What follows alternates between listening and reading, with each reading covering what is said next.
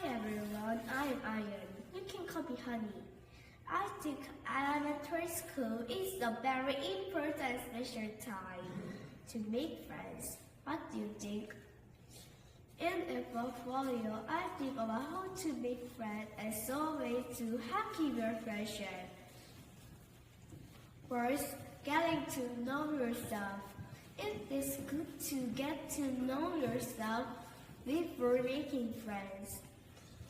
It is good to know and express your interests, strengths, and weaknesses.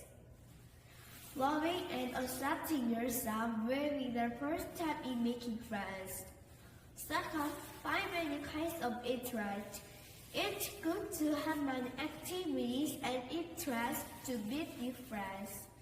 If there is a common interest outside of school, I feel like I am on the same page with my friends.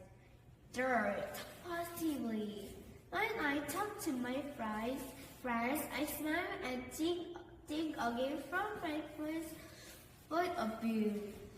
Make many good friends and have a fun school life with lots of memories. Bye!